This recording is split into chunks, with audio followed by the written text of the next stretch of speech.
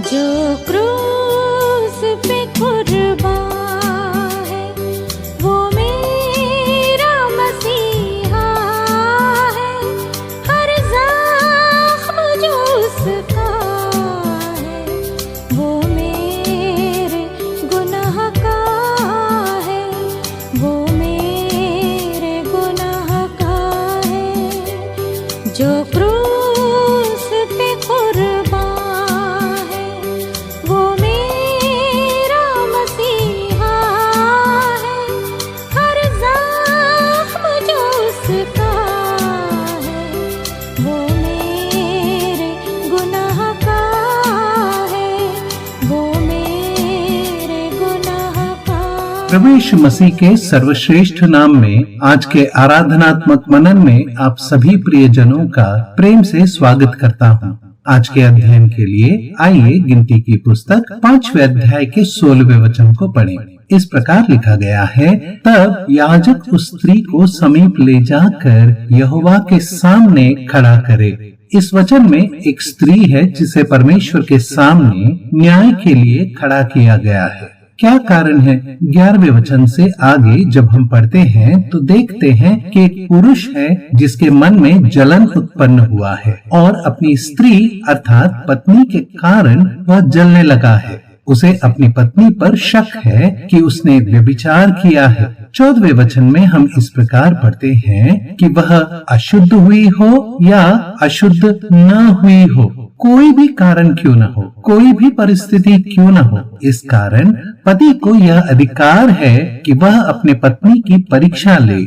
इस परीक्षा के लिए उस स्त्री को याजक यहोवा के सामने खड़ा करेगा। मिट्टी के पात्र में पवित्र जल लेकर निवास स्थान के धूल में से कुछ उस जल में डालेगा, उस स्त्री के बाल बिखरा देगा, शपथ धरवा कर उसे कड़वा जल पिलाएगा। 27 और 28 वचनों में परिणाम हम देखते हैं कि यदि वह अशुद्ध हो तो वह जल उसके पेट में जाकर कड़वा हो जाएगा, पेट फूल जाएगा, उसकी जांघ सड़ जाएगी और अपने लोगों में वह शापित होगी।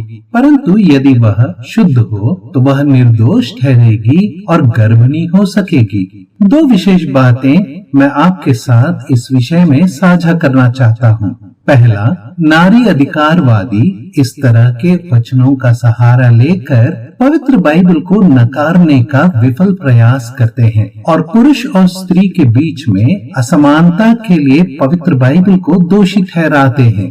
पवित्र बाइबल में पुरुष और स्त्री के बीच कोई भेदभाव नहीं है, वे तो परमेश्वर की दृष्टि में समान हैं। उत्पत्ति पहले अध्याय के 27वें वचन में हम इस प्रकार पढ़ते हैं, तब परमेश्वर ने मनुष्य को अपने स्वरूप के अनुसार उत्पन्न किया, अपने ही स्वरूप के अनुसार परमेश्वर ने उसको उत्पन्न किया, नर और नारी करके उसने मनुष्यों की सृष्टि की। किसी भी देश में, राज्य में, जिले में, स्थानिक कार्यालयों में जिस प्रकार शासन विधि के लिए पद अनुक्रमित होते हैं, ठीक उसी प्रकार परिवार की व्यवस्थित शासन विधि के लिए परमेश्वर के द्वारा पद अनुक्रमित किया गया है, जिसके अनुसार पति घर का मुखिया है, परिवार चलाने के लिए पत्नी उसकी सहायक है और वे साथ मिलकर अपनी अपनी जिम्मेदारियों को परिवार के कुशल क्षेम के लिए प्रयासबद्ध होते हैं। इसलिए नारी अधिकारवादियों का तर्क बाइबल को नकारने का विफल प्रयास है।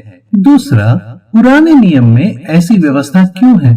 प्रभु यीशु मसीह से एक सवाल पूछा गया, क्या हर एक कारण से अपनी पत्नी को त्यागना उचित है? प्रभु ने उत्तर दिया, वे अब 2 तन नहीं परंतु 1 तन है। इसलिए जिसे परमेश्वर ने जोड़ा है उसे मनुष्य अलग ना करे।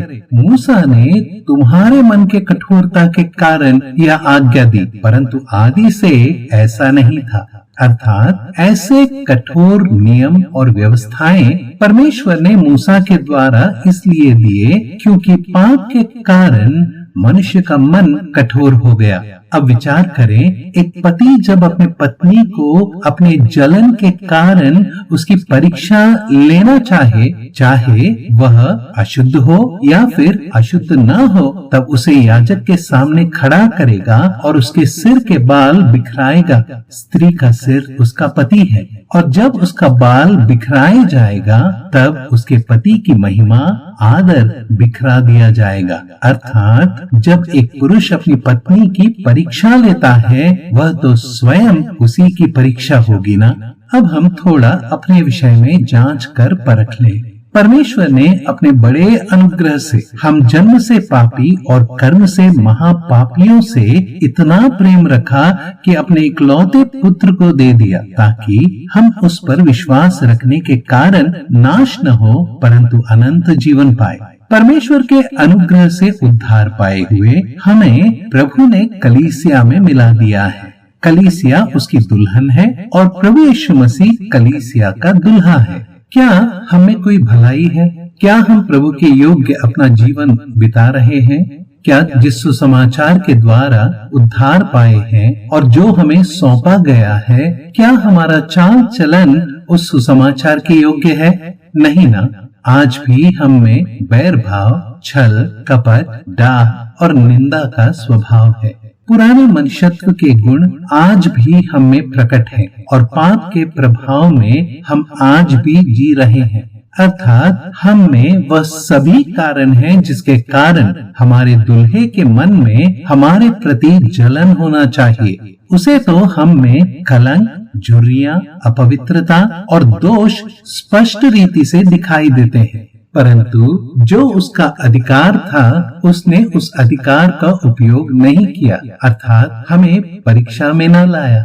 एफिसियों को लिखी गई पत्री 5वें अध्याय के 25 से 27 वचनों में हम इस प्रकार पढ़ते हैं, हे पतियों, अपनी अपनी पत्नी से प्रेम रखो जैसा मसीह ने भी कलीसिया से प्रेम करके अपने आप को उसके लिए दे दिया कि उसको वचन के द्वारा जल के स्नान से शुद्ध करके पवित्र बनाए और उसे एक ऐसी तेजस्वी कलीसिया बनाकर अपने पास खड़ी करे जिसमें न कलंक, न झुर्री, न कोई और ऐसी वस्तु हो वरन पवित्र और निर्दोष हो। इतना ही नहीं, प्रभु ने हमारे पालन पोषण का पूरा ध्यान रखा है। वह हमें सहता है, समझाता है, सराहता है, सुधारता है, ताकि जब हम स्वर्ग में उसके साथ उसके दुल्हन के स्थान में खड़े हों तब हम उसके योग्य हों, उसके साथ खड़े होने के लायक हों, हम में उसे प्रसन्नता मिले। पिता के सामने हमें कलंक रहित, झुर्री रहित, पवित्र और निर्दोष ठहरा कर वह हमें खड़ा करना चाहता है। उस महोन्नत परमेश्वर पिता के सामने तेजस्वी कलीसिया बनाकर खड़ा करना चाहता है। कितना प्यारा हमारा प्रभु है जो हमारे सावने रंग के कारण हमें छोड़ा नहीं, न ही त्यागा, परंतु हमसे प्रेम किया, समय पर अपने लाठी और सोटे से हमारी अगुवाई की है। क्या हम सचमुच इस लायक हैं कि वह हमसे प्रेम करे? नहीं ना। उसका प्रेम तो दाख मधु से भी उत्तम है। उसके नाम उंडेले हुए इत्र के तुल्य है। वह हमारा प्रिय है जो अति सुंदर और मन भावना है। आज प्रभु के दिन आइए प्रियो, हम अपने प्रिय प्रभु को सराहें, उसके प्रेम अनुग्रह को स्मरण करते हुए, उसके करुणा के सागर में तैरते हुए उसका हम धन्यवाद करें। परमेश्वर के उपस्थिति में अपने प्रभु को ऊंचा उठाएं और क्या हम कर सकते हैं? वह हमें स्वर्गीय राज्य में सुरक्षित पहुंचाएगा। धन्यवाद, आदर, महिमा और राज्य युगान युग प्रभु यीशु मसीह का ही रहे। आमीन।